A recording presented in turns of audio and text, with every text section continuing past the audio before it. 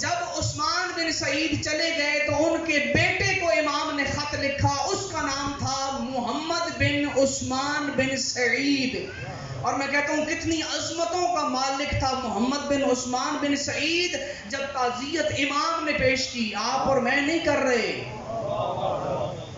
پوری کائنات کے اوپر حجت خدا ہے اور وہ اپنے نائب کی تعزیت کر رہے ہیں. اور الفاظ پہ غور کیجئے گا، محمد بن عثمان بن سعید کو خط لکھ کے 12ویں امام نے یہ کہا، انا للہ و انا الیہ راجعون تسلیما لامرہ ورضا بقضائہ و بفعلہ. کہتے ہیں کہ آپ کے بابا کا انتقال ہو گیا، ہم اللہ کے فیصلے پر راضی ہیں، تسلیما لامرہ ورضا بقضائہ و بفعلہ، اور جو کچھ اس کی قضا تھی اور جو کچھ اس کا عمل تھا ہم اس سے راضی ہیں. اور اگلے جملے سننے والے ہیں، بیٹے کو خط لکھ کے امام کہہ رہے ہیں تو نے گھبرانا نہیں، آشا ابو کا سعیدن و مات حمیدن، تیرا بابا کوئی عام انسان نہیں تھا، تیرے باپ نے جو زندگی گزاری ہے وہ سعادت مند زندگی گزاری ہے، زندگی گزاری ہے تو سعادت مند لوگوں کی طرح. ومات حمیدن، اور جب دنیا سے گیا ہے تو موت بھی ایسے عالم میں آئی ہے کہ وہ ہماری نظر میں قابل افتخار تھا، ہماری نظر میں قابل افتخار تھا.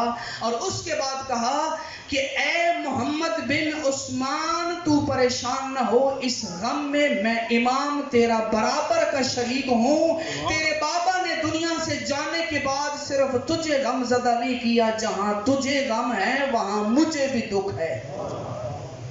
کتنا بڑا مقام کہ امام کہہ رہے ہیں اب یہ تیرا غم نہیں رہا، اب یہ تیرا دکھ میرا دکھ بن گیا ہے، تیری مصیبت میری مصیبت بن رہی ہے. اور اس کے بعد جو جملہ کہا، بیٹے کو یہ جملہ کہہ کے امام نے حد بتا دی کہ امام کی نظر میں ان کا مقام کیا ہے. کہتے ہیں تیرے باپا کے لیے سب سے بڑی سعادت یہ تھی کہ اللہ نے اسے تیرے جیسا بیٹا دیا.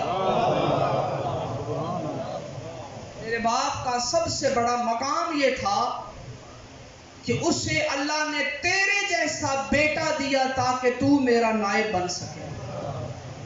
کتنا بڑا مقام کہ ایک ہی گھر میں باپ بھی امام کا وکیل اور بیٹا بھی امام کا وکیل. یہ دو وکلا تھے. یہ جس وکیل کی میں بات کر رہا ہوں محمد بن عثمان بن سعید، ان کی ایک بیٹی تھی جن کا نام تاریخ میں ام کلثوم لکھا ہے.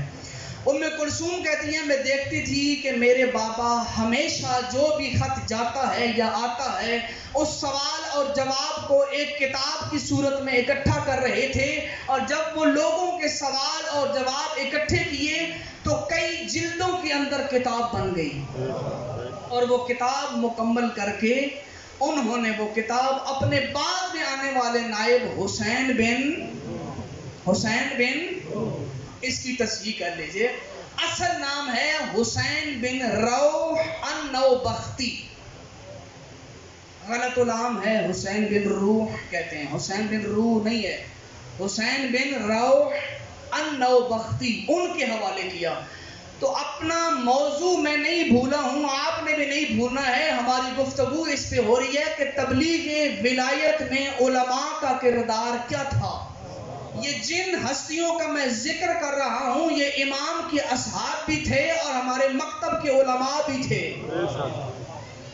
کہتے ہیں کتاب تدوین کر کے اپنے بعد والے نائب کو دے کے گئے تھے، اور یہی محمد بن عثمان ہیں. ان سے پوچھا گیا تھا کہ آپ کی کبھی ملاقات ہوئی ہے امام سے دو بدو؟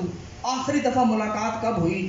وہ کہتے ہیں کہ خدا کی قسم ہر حج کے موسم میں میرا امام حج پہ جاتا ہے، حج میں جانے والے ہر بندے کو دیکھتے بھی امام ہیں، پہچانتے بھی ہیں.